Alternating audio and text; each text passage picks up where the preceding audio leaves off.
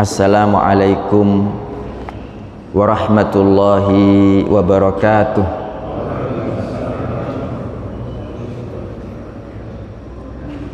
Alhamdulillahirabbil alamin wassalatu wassalamu ala imamil mursalin nabiyyina Muhammadin wa ala alihi wa ashabihi ajma'in, amma ba'd. Matur nuwun. Subhanaka la ilma lana illa ma 'allamtana innaka antal alimul hakim. Allahumma anfa'na bima 'allamtana wa 'allimna ma yanfa'una warzuqna ilman yanfa'una. Allahumma la sahla illa ma ja'altahu sahla wa anta taj'alul hazna idza syi'ta sahla faj'al lana ya rabbana kulla syai'in sahlan muyassara. Allahumma inna na'udzu bika min ilmin la yanfa' wa min qalbin la yakhsha' wa min nafsin la tashba' wa min da'watin la yustajabu laha. Rabbi shrah li sadri wa yassir li amri wahlul 'uqdatam min lisani yafqahu qawli. Allahumma inna na'udzu bika min an nadilla aw nudalla aw nazilla aw nuzalla aw nadlima aw nudlama aw najhala aw yujhala alaina. Amin. Bapak-bapak, ibu-ibu dan saudara sekalian yang mudah-mudahan semuanya diberkahi dan dibahagiakan oleh Allah Ta'ala. Gimana kabarnya Bapak Ibu semua, sehat nggih? Alhamdulillah alladzi ahyana ba'dama amatana wa ilaihin nusyur. Ya, alhamdulillah Bapak Ibu, Allah Ta'ala menghidupkan kita kembali nggih setelah kita dimatikannya. Berarti ini maknanya Allah Ta'ala masih memberikan kepada kita kesempatan untuk menambah, memperbanyak amal soleh. Makanya mudah-mudahan ketika Bapak Ibu semua hadir ke masjid ini, kemudian duduk sampai syuruk nanti, kemudian sholat 2 rakaat, semoga Allah Ta'ala mencatatnya sebagai amal soleh yang kelak memberatkan timbangan kita semua, mencatatnya sebagai iktikaf, sebagai ibadah silaturahim, sebagai ibadah kumpul orang-orang soleh, sebagai ibadah haji dan umroh, dan lain sebagainya. Ini semua adalah amal soleh Bapak Ibu. Kita bertawassul kepada Allah Ta'ala dengan amal soleh ini. Pertama, semoga Allah Ta'ala menerimanya dari kita. Yang kedua, kita memohon kepada Allah dengan yang kita lakukan pagi hari ini, mudah-mudahan kelak kita semua dikumpulkan bersama-sama dalam surga Firdaus yang paling tinggi tanpa azab maupun hisab. Amin. Pagi hari ini kita masuk halaman 56 poin 2, kegigihan Luqman Al-Hakim dalam mendidik anaknya menjadi orang soleh. Masih ingat kan Bapak Ibu ayat-ayat yang dengannya Allah Ta'ala membimbing kita bagaimana caranya sekeluarga berkumpul bersama di surga. Ada 4 ayat. Nggih. Ada berapa ayat? 4 ayat. Yang pertama adalah, ini diingat-ingat, yang pertama surat At-Tahrim ayat 6 yang berbunyi ya ayyuhalladzina amanu qu anfusakum wa ahlikum nara. Wahai orang-orang beriman, hindarkan diri kalian dan keluarga kalian dari api neraka. Yang kedua surat At-Tahrim ayat 8 Ya ayyuhalladzina amanu tubu, matur nuwun, masyaallah, alhamdulillah. Tubu ilallahi taubatan nasuha. Wahai orang-orang beriman, bertaubatlah kepada Allah dengan taubatan nasuha. Ini ayat-ayat ini sudah disampaikan semua kan Bapak Ibu nggih? Nggih. Yang ketiga surat apa? Surat At-Tur ayat 21 yang berbunyi walladzina amanu wattaba'athum dzurriyyatuhum biiman alhaqna bihim dzurriyyatahum wama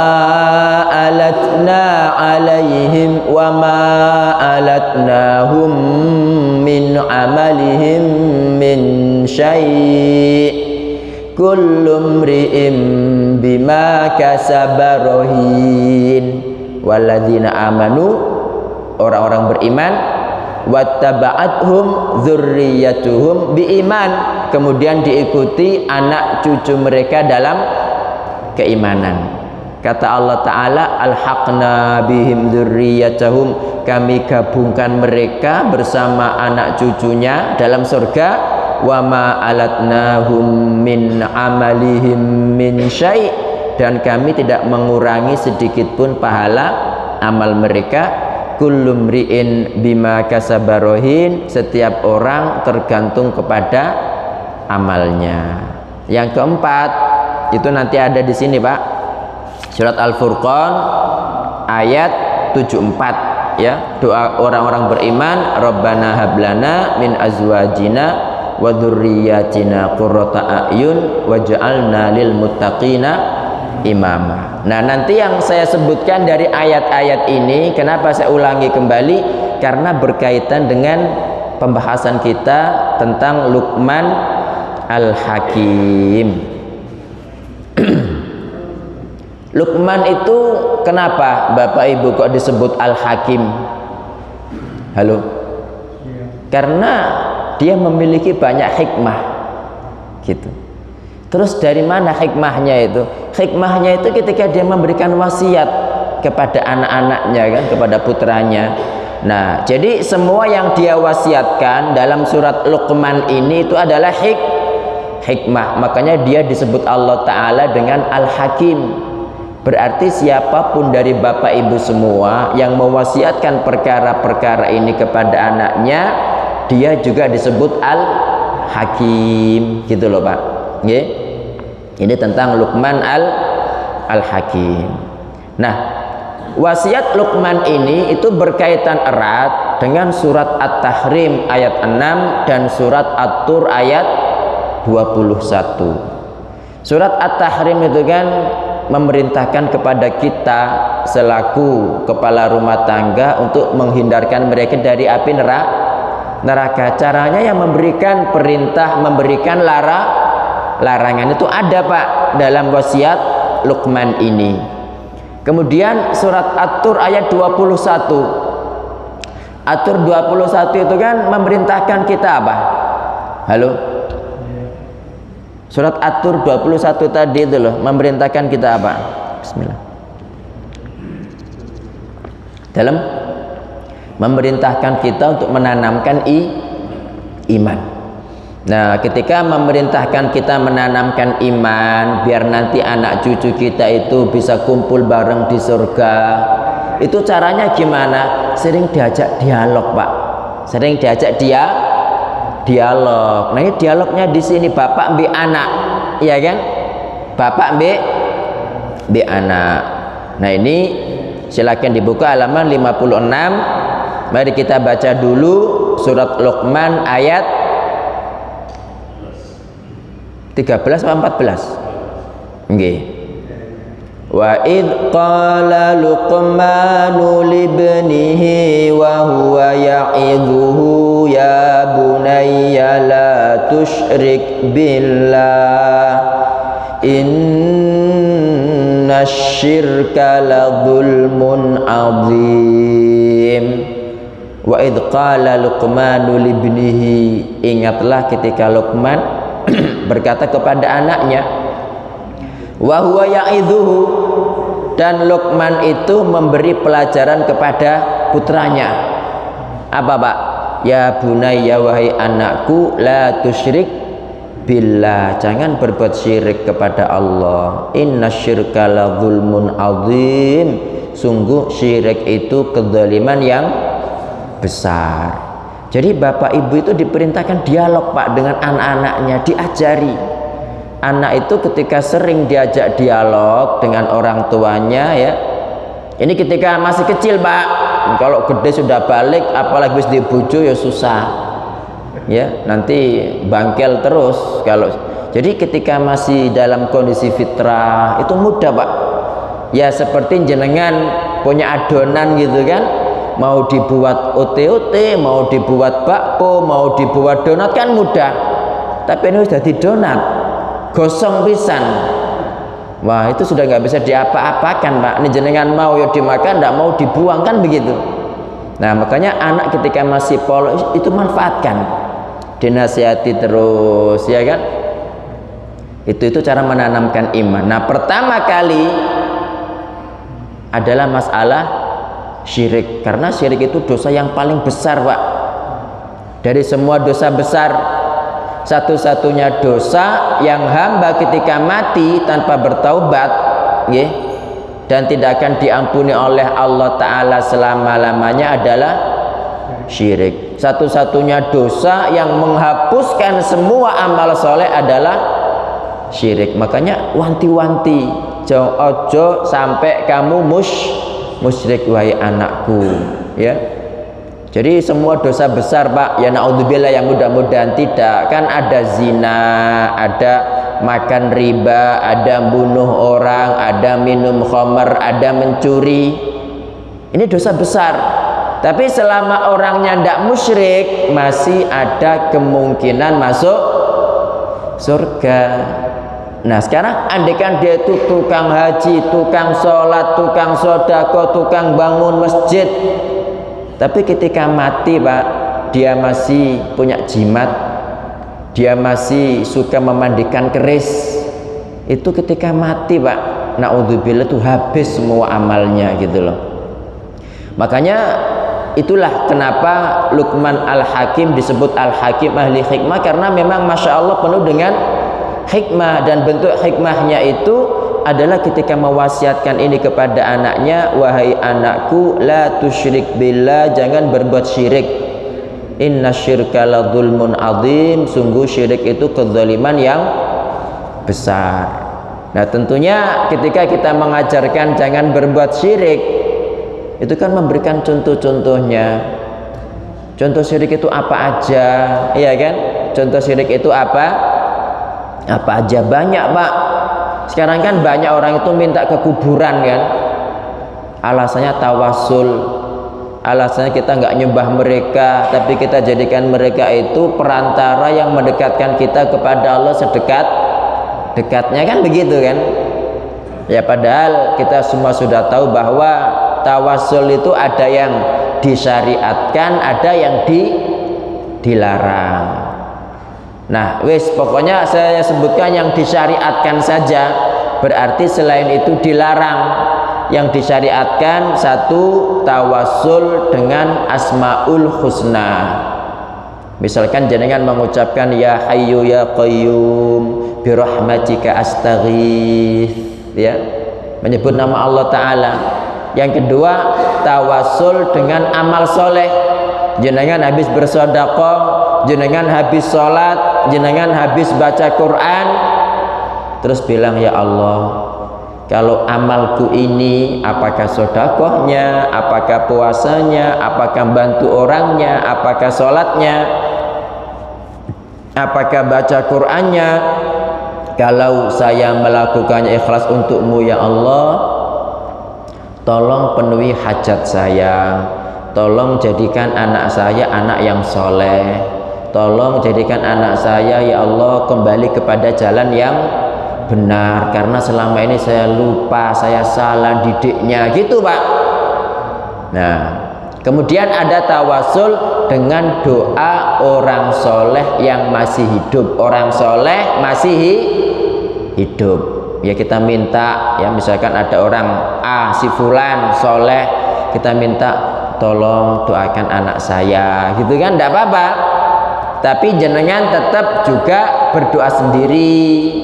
Nah kesalahan kita kan apa ya, patok bongkoan, aku titip Pak Yai iku ndonga sehingga dia nggak berdoa. Tidak, padahal kan termasuk doa yang mustajab itu doa orang tua kepada anak. Nah Pak Yai itu bukan anaknya gitu ya, tetapi insya Allah doa sesama muslim yang bidzahril ghaib ketika tidak ada itu kan makbul atau mustajab gitu Bapak Ibu.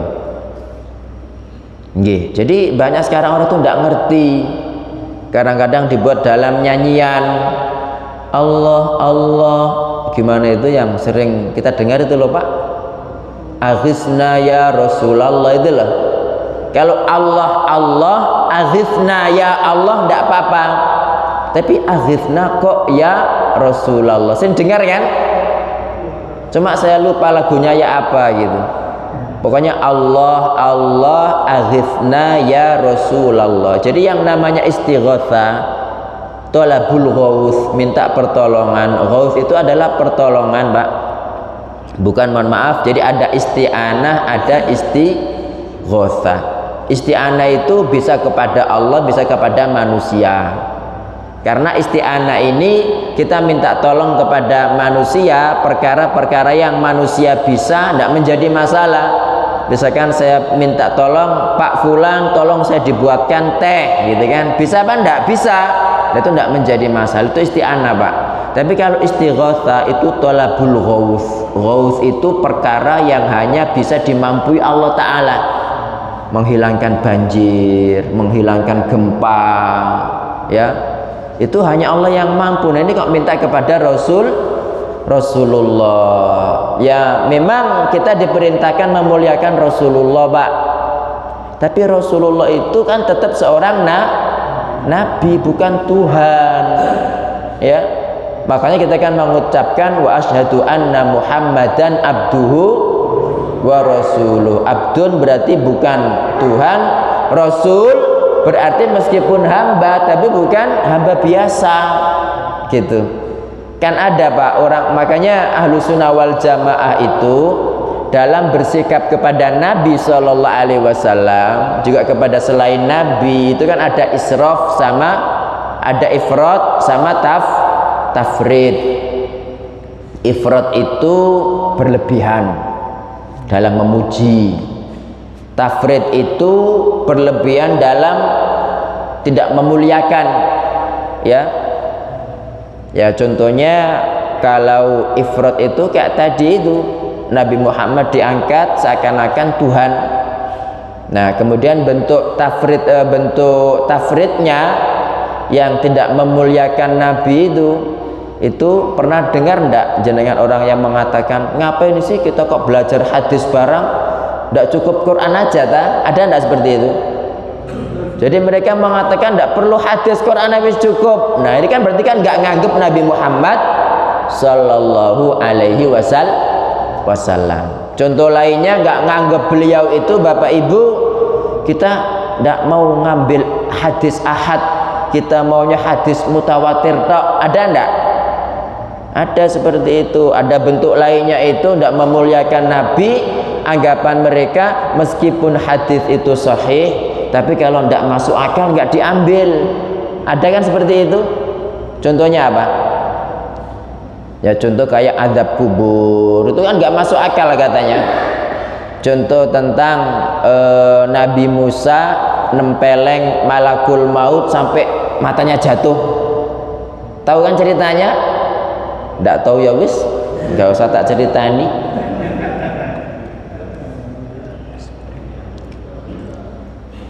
Jadi malakul maut itu Bapak Ibu hadisnya sahih, diriwayatkan oleh Imam Al-Bukhari.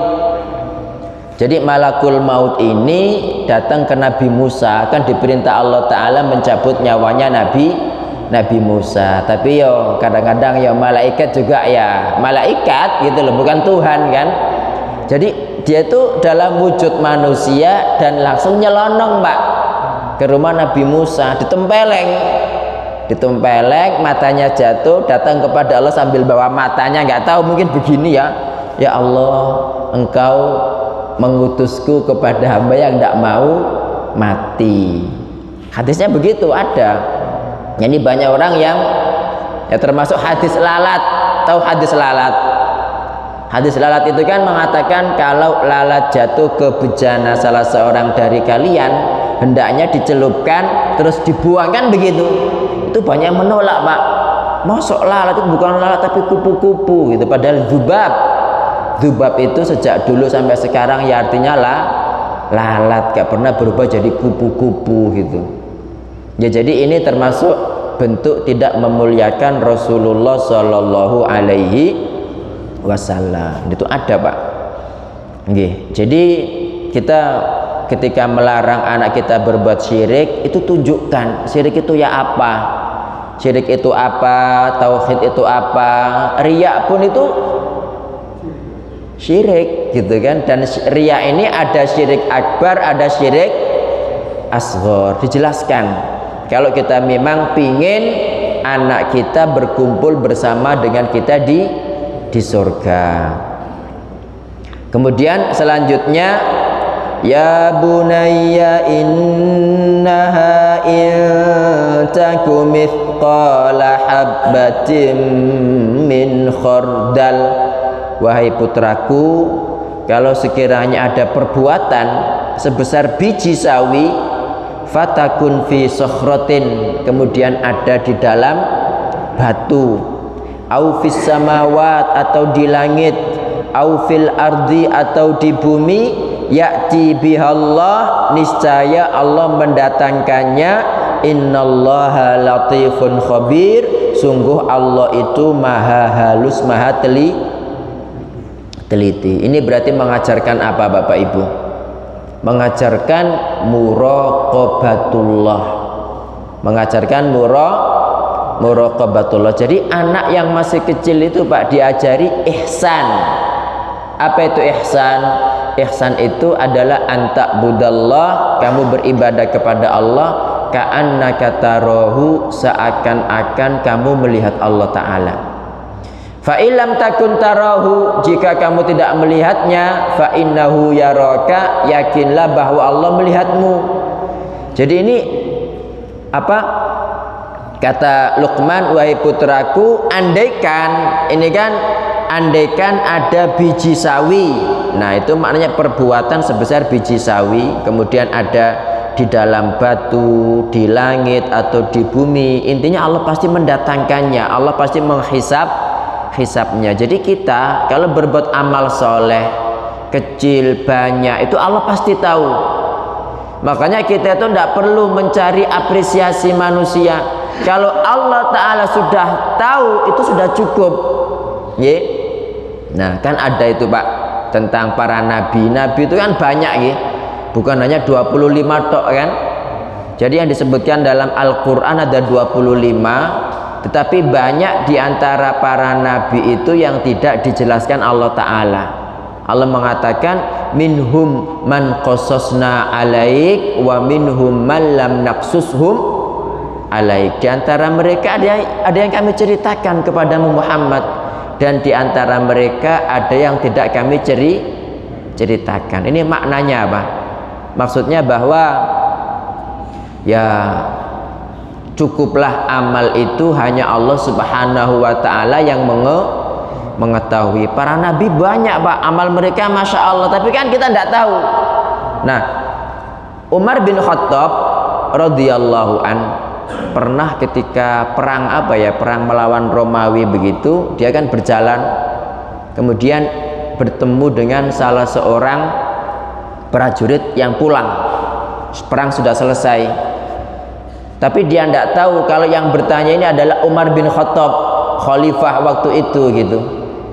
Dia menjelaskan siapa yang meninggal, ya, yang meninggal itu banyak, ada fulan, dan banyak lagi yang mati syahid, tapi Umar tidak kenal. Apa jawaban Umar?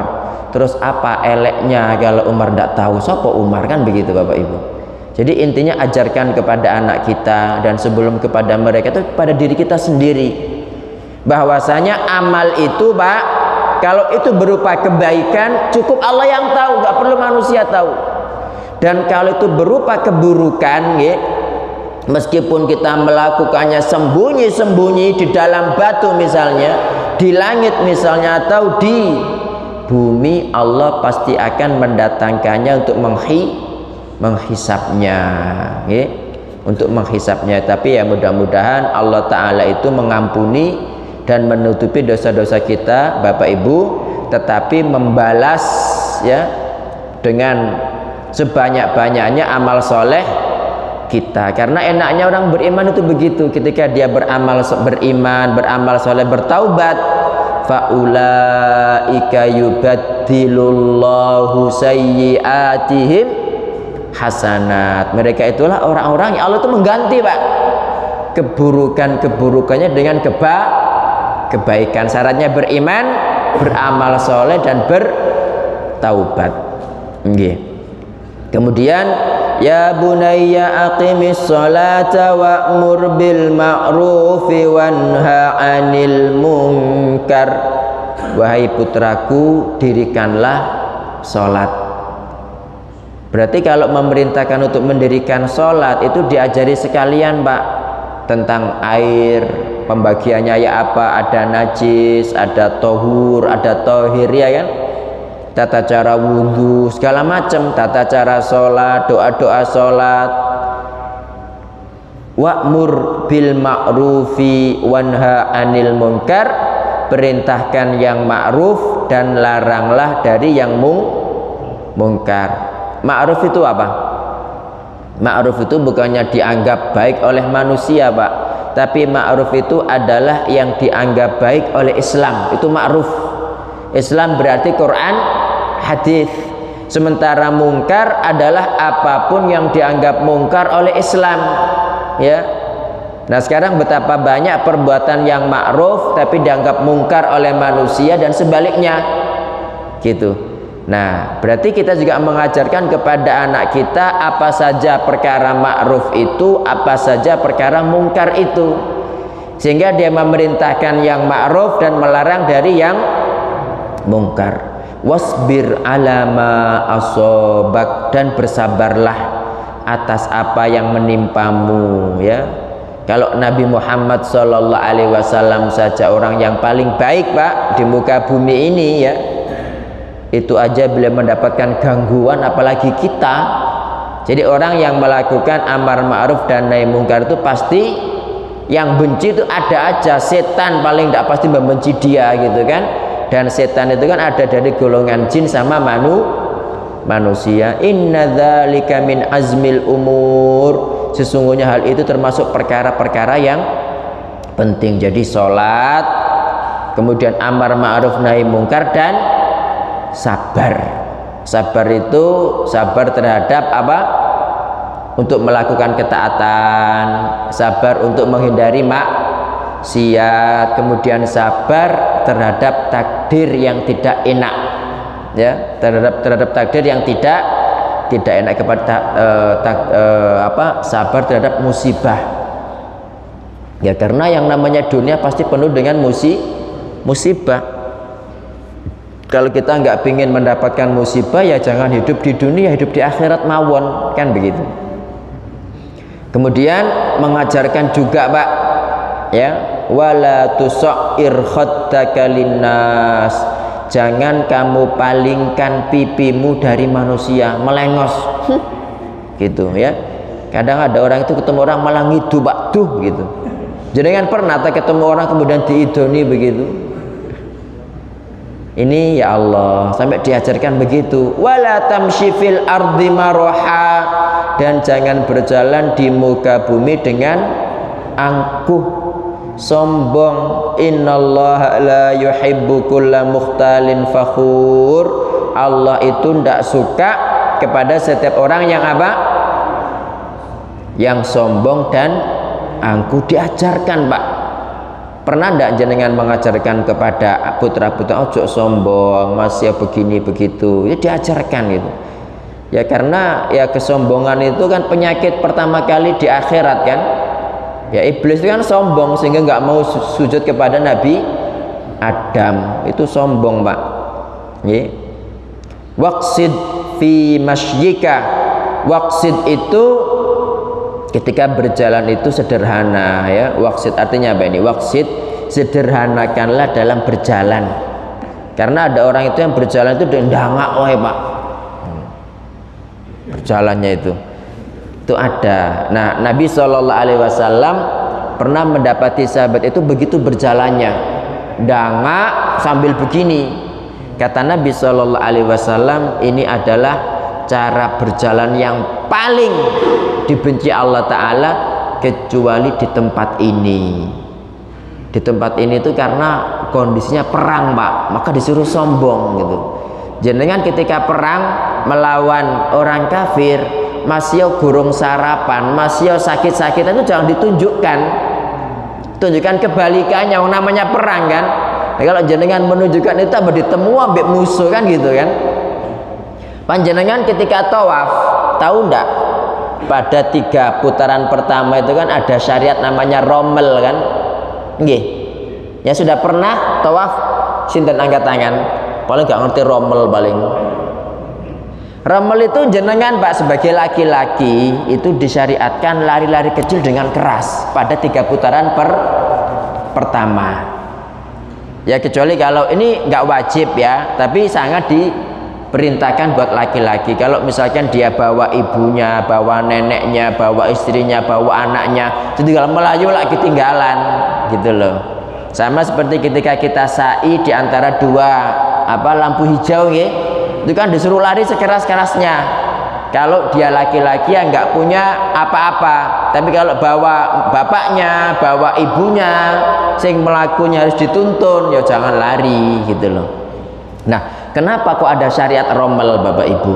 Karena waktu itu ketika kaum muslimin tawaf, ya itu begini, orang-orang kafir itu loh, orang-orang Madinah itu mereka kena demam Madinah itu, lemes-lemes. Nah, dan memang mereka waktunya begitu, tetapi ditunjukkan karena dengan orang kafir ditunjukkan bahwa kita itu orang yang sehat-sehat. Makanya ketika 3 putaran pertama itu larinya keras Pak. Akhirnya apa? Ya pernyataan orang-orang kafir bahwa kaum muslimin lemah itu hilang. Nah makanya sampai terbawa dalam syariat tawaf itu ada namanya rommel ya. Rommel itu lari-lari kecil dengan keras. Tawaf itu kan berjalan biasa kan, berjalan agak cepat, tapi pada 3 putaran pertama dikeraskan larinya. Bahkan ulama mengatakan kalau misalnya rame itu lari di tempat Pak, demi menjalankan syariat atau sunnahnya rommel. Wong jenengan tawaf lho gak bendino ya kan, masuk disuruh rommel ngono iku aras-arasen gitu. Nggih. Ini berkaitan dengan sombong tadi. Waqsid fi masyika, sederhanalah dalam berjalan. Waghdud min sautik, dan rendahkan suaramu. Ada orang itu Pak ketika ngomong tuh keras terus ya, keras terus. Kata Allah Subhanahu wa taala mengisahkan perkataan Luqman, inna ankarul aswati la sautul hamir. Seburuk-buruk suara itu suaranya keledai. Masya Allah. Jadi ini Al-Quran itu kan penuh dengan segala sumber kebaikan Bapak Ibu. Nah diantara kebaikan yang ada dalam Al-Quran, kalau panjenengan itu ingin menjadikan anaknya itu anak yang soleh, ya udah ikuti saja apa yang dipesankan Luqman kepada anaknya. Pertama jangan syirik, yang kedua diajari muraqabatullah, diajari bahwa manusia itu apa sih gitu, buat apa kita cari pujian orang, buat apa sih kita itu minta diperhatikan orang. Pokoknya kamu melakukan untuk Allah itu wis cukup begitu ya. Jadi di mana-mana Allah melihat kita, di mana-mana Allah mengawasi kita. kemudian masalah sholat, kemudian amar ma'ruf nahi mungkar, kemudian bersabar nggih, dengan segala macamnya tadi. Kemudian tidak boleh sombong. Kemudian ketika ngomong, ketika berjalan disuruh pelan-pelan, bukan pelan-pelan walon kayak jalannya semut, enggak, tapi sederhanalah ya. Sederhana itu kan tengah-tengah, enggak terlalu pelan, enggak terlalu cepat ya. Kemudian posisinya juga tidak dangak tadi itu. Waghdud min sautika, dan rendahkan suaramu. Nggih. Ini Bapak Ibu sekalian yang dirahmati Allah Ta'ala. Nanti penjelasannya bisa dibaca sendiri. Langsung pada kesimpulan ayat halaman 60. Luqman memberikan banyak wasiat kepada anaknya, yang semua wasiat itu merupakan induk hikmah. Ia tidak melakukan itu kecuali agar putranya tumbuh menjadi orang soleh yang senantiasa bertauhid dan menghindari syirik, serta senantiasa tawadhu dan melakukan segala bentuk kebaikan. Itu diajarkan terus menerus kepada anaknya, okay? Jadi dialog, Pak, dialog. Yang kedua, kewajiban para orang tua memberi wasiat kepada anak istrinya, terutama wasiat-wasiat yang disampaikan Luqman kepada putranya. Ini jelas. Yang ketiga, kegigihan Luqman dalam mendidik anaknya dan keinginan besarnya agar sang anak menjadi orang soleh yang bertauhid dan berbakti kepada kedua orang tua setelah berbakti kepada Allah Subhanahu wa ta'ala.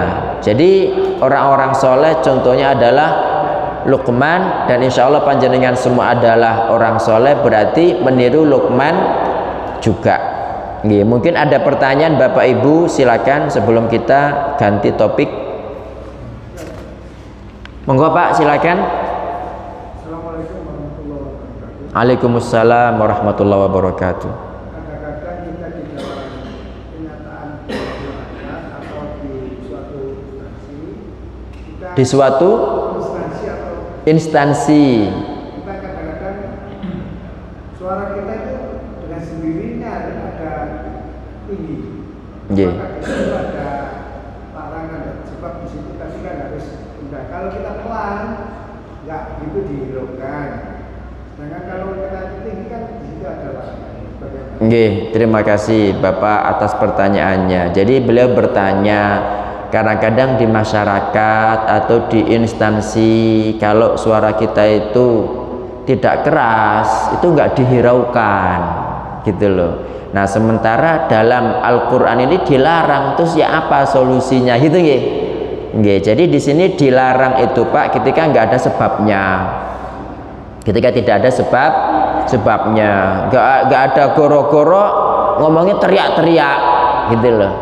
Ya, tetapi kalau memang berteriak itu biar kedengaran, biar kadang-kadang orang yang bangun, yang ngantuk itu akhirnya melek. Nah, itu tidak menjadi masalah dan bukan termasuk yang dilarang di sini. Apalagi kalau kita meneriakkan kebenaran, gitu loh. Kalau memang yang kita katakan adalah nasihat, adalah sesuatu yang benar, semua orang wajib tahu. Kalau disampaikan dengan suara pelan, orang nggak dengar, orang nggak ngerti, maka lebih bagus dengan suara keras. Insya Allah begitu Pak. Wallahu ta'ala a'lam. Monggo yang lain Bapak Ibu.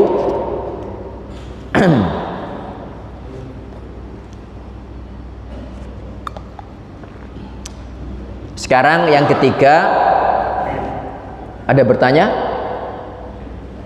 Kegigihan ibadur rahman. Apa ibadur rahman? Apa ibadur rahman Bapak Ibu? Jenengan ibadur rahman mboten?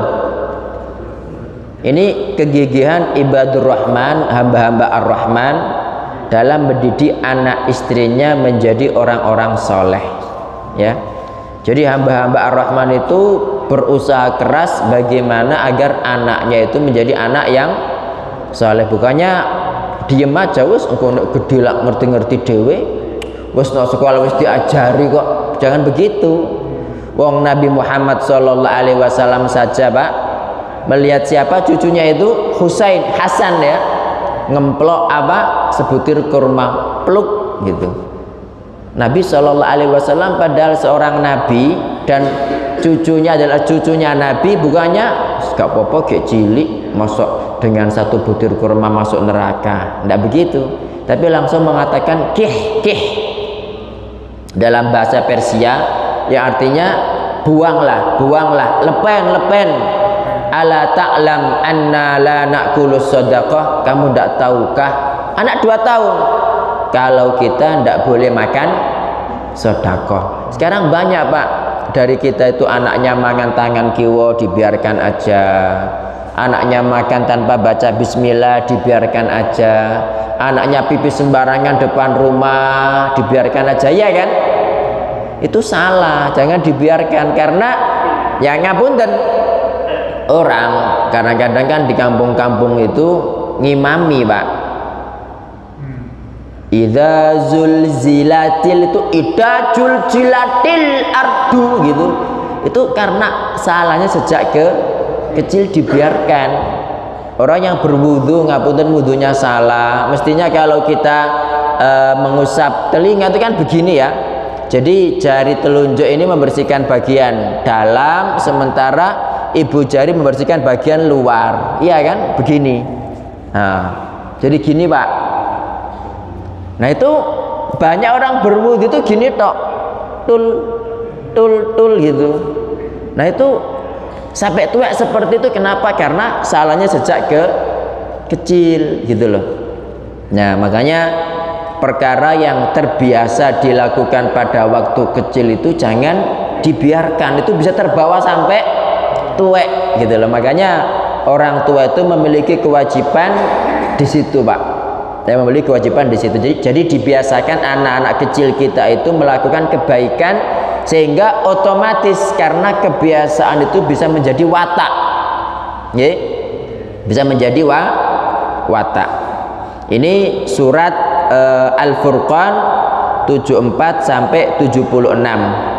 Walladzina yaquluna rabbana hab lana min azwajina wa dzurriyyatina qurrata a'yun waj'alna lil muttaqina imama ulaika yujzaunal ghurfata bima sabaru wa yulaqqawna fiha tahiyyatan wa salama khalidina fiha hasunat mustaqarran wa muqama.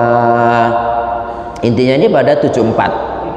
Walladzina yaqulun, orang-orang yang senantiasa berdoa. Apa doanya? Rabbana hablana min azwajina, ya Allah anugerahkan untuk kami min azwajina, dari istri-istri kami, wa dzurriyyatina, dan keturunan kami, qurrata a'yun, penyejuk mata. Maksudnya jadikan istri-istri kami dan anak-anak kami itu yang menyejukkan mata kita gitu loh, yang mempernyaman hati kita, membahagiakan diri kita. Waj'alna lil muttaqina imama, dan jadikan kami imam, pemimpin bagi orang-orang bertakwa. Jadi ini kita ucapkan terus Pak, diucapkan terus ya. Setiap sebelum salam itu kan jenengan kan baca Allahumma inni a'udzubika min adzabi jahannam ya, wa min adzabil qabr, wa min fitnatil mahya wal mamat, wa min fitnatil masihid dajjal. Baca juga ini Rabbana hab lana min azwajina wa dzurriyyatina qurrata a'yun waj'alna lil muttaqina imamul. Ustaz, itu kalau dalam sholat wajib tidak cukup waktunya. Nah memang mestinya imam itu Bapak Ibu itu tahiyat akhir itu lebih panjang. Kenapa? Karena tahiyat akhir itu kan termasuk tempat mustajabnya doa. Kalau misalnya imam nggak memberikan kesempatan, ya enggak apa-apa, kan enggak wajib. Yang penting doa tasyahud sama sholawat kita baca sempurna, ya. Itu maka kita baca dalam sholat sunnah ini. diperbanyak dalam sholat sunnah. Nah, setelah mengucapkan itu kata Allah, ulaika yujzaunal ghurfata bima sabaru. Mereka itulah orang-orang yang dibalasi dengan ruangan, kamar, ya, dalam surga, ghurfa bima sabaru, karena kesabarannya. Sabar dalam berdoa terutama, sabar dalam mendidik anak, sabar dalam memberikan wasiat, sabar dalam melakukan ketaatan, sabar dalam menghindari maksiat, sabar terhadap malapetaka, terhadap takdir yang tidak mengenakkan. Wa yulaqawna fiha tahiyyatan wa salama.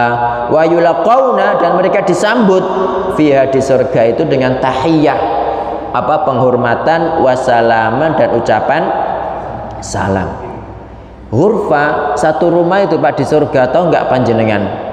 Satu rumah di surga itu tingginya itu 60 mil. Satu rumah jenengan itu, ya, tinggi itu 60 mil, dan terbuat dari apa? Terbuat dari durrah. Durrah itu mutiara yang berongga. Jadi mutiara dalamnya itu kosong, itu dalamnya itu setinggi berapa mil? 60 mil. Itu satu rumah di surga, Masya Allah. Khalidina fiha, mereka abadi di dalamnya. Hasunat mustaqarra wa muqama, surga itu sebaik-baik tempat menetap, wa muqaman, dan tempat berdiam. Nggih. Nah, di sini yang kita bahas adalah doanya itu loh, Pak. Jadi ini sekaligus doa, sekaligus cara dalam memilih pasangan.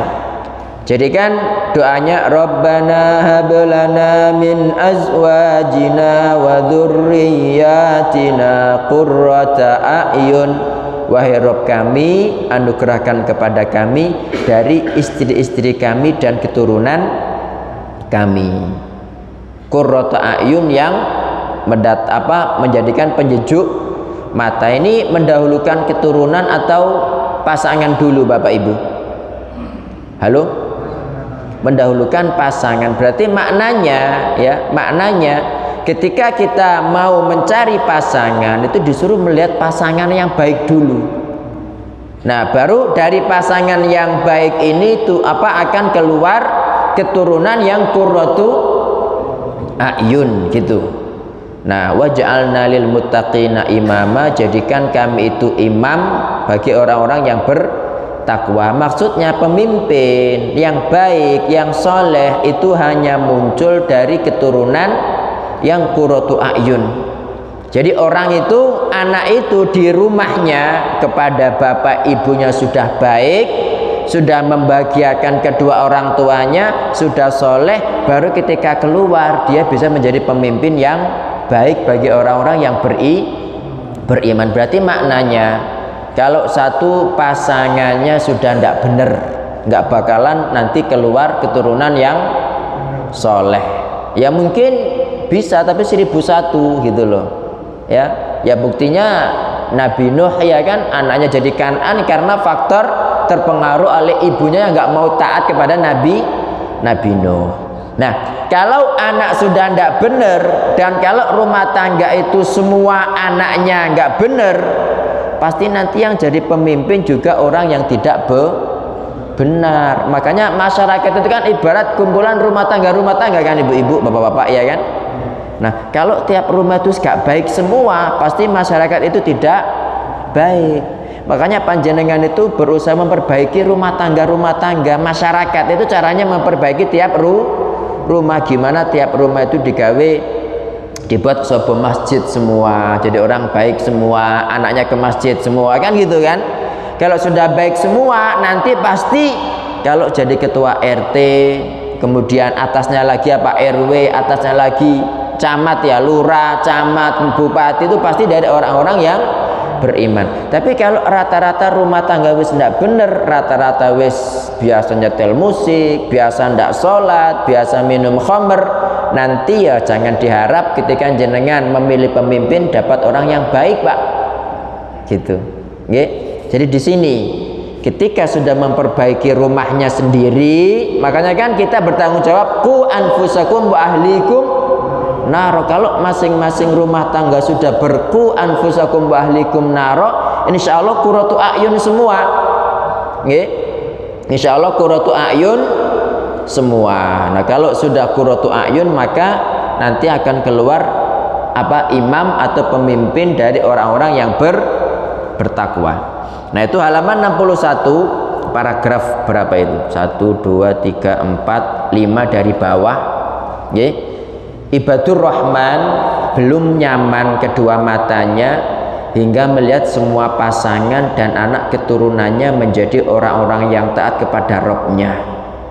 Mereka belum bahagia jika pasangan dan keturunannya tidak menjadi orang-orang berilmu yang mengamalkan ilmunya.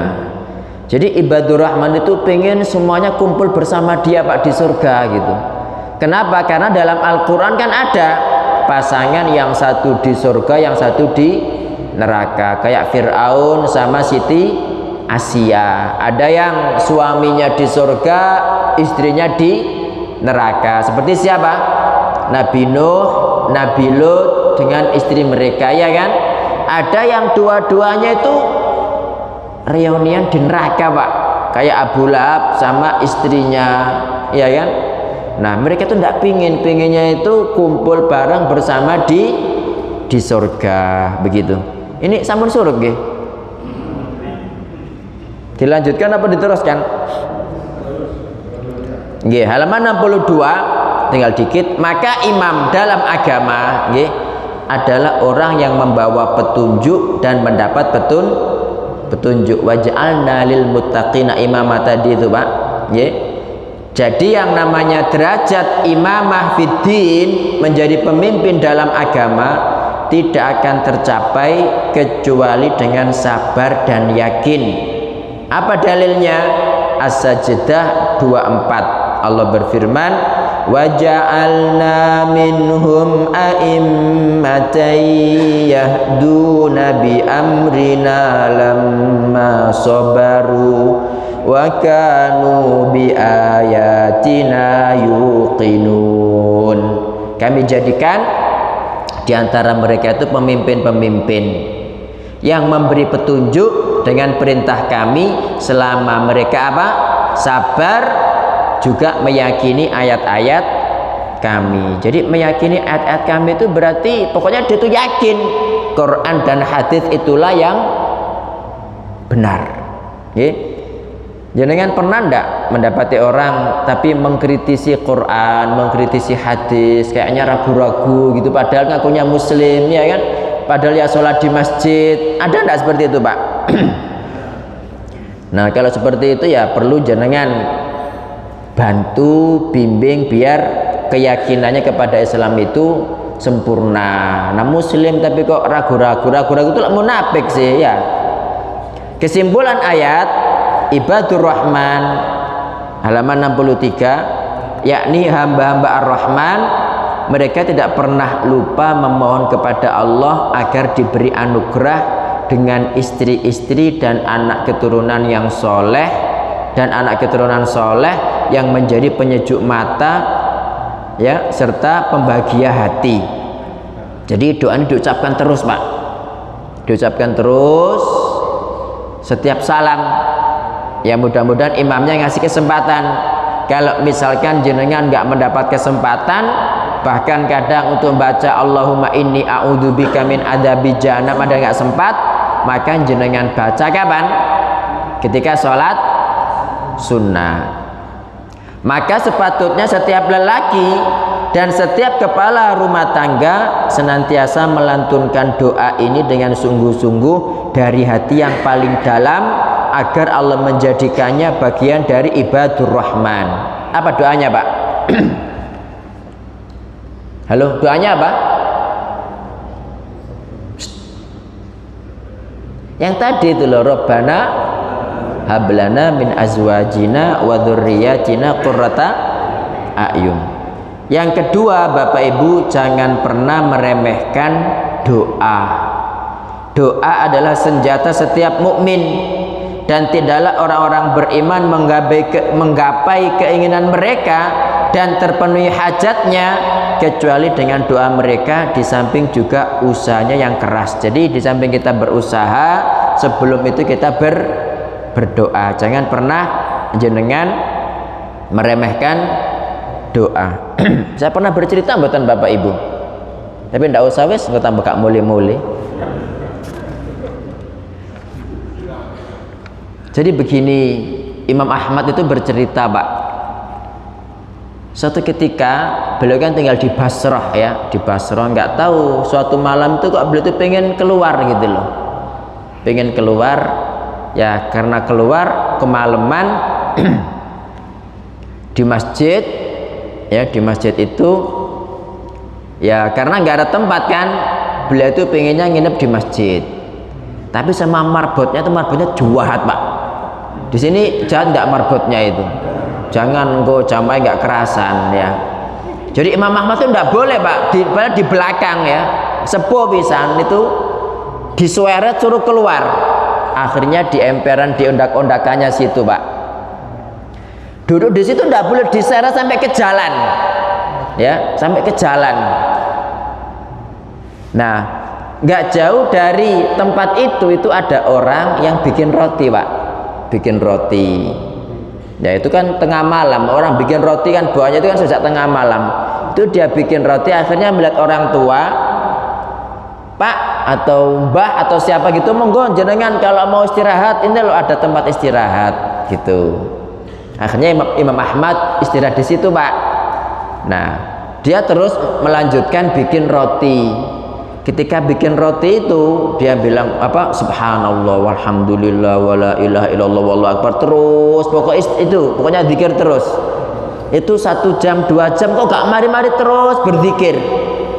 Akhirnya Imam Ahmad kan memperhatikan itu Pak, kamu ndak bosan, ndak bosan, justru kalau saya nggak begini malah malah ndak enak gitu kan ya, sama seperti jenengan kan biasa sholat malam gak sholat rasanya piye kan gitu ya. Ya apa ndak iya.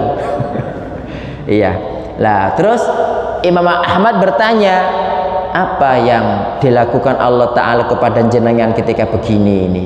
Katanya Allah Ta'ala itu mengabulkan semua doa saya kecuali satu. Apa? Saya sudah sejak lama dulu pengen ketemu Imam Ahmad, tapi sampai sekarang belum ketemu gitu.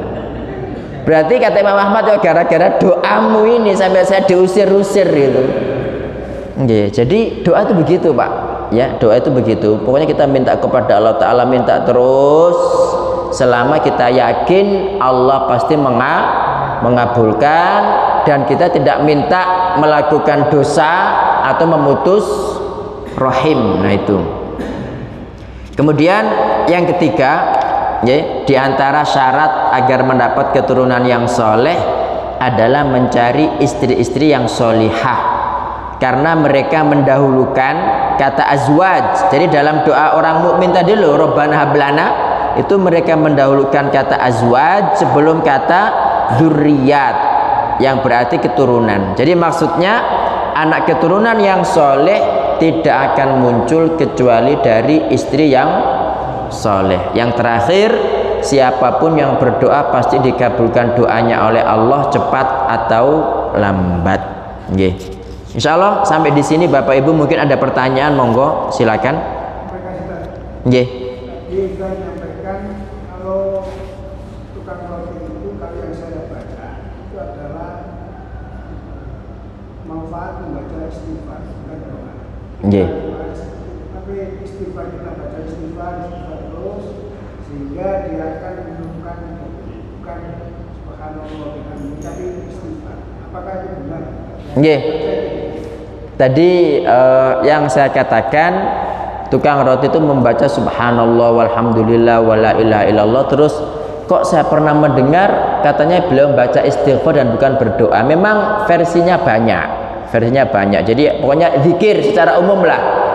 Doa, istighfar itu kan bagian daripada zikir, jadi intinya zikir secara umum. Nah, intinya tadi kan Imam Ahmad bertanya, kan zikir terus atau istighfar terus tadi itu kan bertanya apa yang dilakukan Allah kepada sampeyan, kan begitu kan? Katanya Allah itu mengabulkan semua keinginan saya, kan doa berarti. Kecuali satu, saya sudah lama pengen berjumpa Imam Ahmad sampai sekarang belum pernah berjumpa. Jadi intinya Bapak Ibu, kalau kita senantiasa mengingat Allah Ta'ala, Allah itu akan mengingat kita. Kan ada hadisnya, ta'arraf ilallahi firraha ya'rifka fisyiddah. Kenalilah Allah ketika kondisi kamu lapang, niscaya Allah mengenalmu ketika kondisi sempit. Nah, itu nanti ceritanya panjang. Nabi Yunus, ya kan, ada orang itu Pak sama-sama berdoa, sama-sama kesulitan. Kenapa yang satu kok ditolong Allah, yang satu tidak? Nabi Yunus kenapa kok ditolong? Fir'aun kenapa tidak ditolong? Fir'aun itu kan bertaubat, kan? Bertaubat dia mengatakan qala, sebelum dia tenggelam dia mengucapkan amantu annahu la ilaha illalladzi amana bihi banu Israil wa ana minal muslimin. Diginikan sama Allah, al-an kisaiki ya kamu ngomong ngono, wa qad asaita qablu, dan kemarin-kemarin kamu banyak bermaksiat, wa kunta minal mufsidin, dan kamu tergolong orang-orang berbuat kerusakan. Jadi Bapak Ibu, sama-sama manusia, sama-sama orang, sama-sama mendapatkan malapetaka nggih. Kenapa yang satu ditolong sama Allah, kenapa yang satu tidak? Nah, ini sangat berkaitan erat dengan amal-amal kita yang kemarin-kemarin gitu. Jadi amal-amal kita yang kemarin itu jangan diremehkan, itu ada imbasnya gitu loh. Insya Allah begitu. Terima kasih.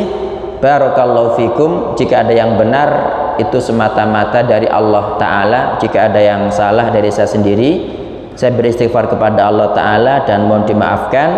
Subhanakallahumma wa bihamdika asyhadu an la ilaha illa anta astaghfiruka wa atubu ilaik. Wassalamu alaikum warahmatullahi wabarakatuh.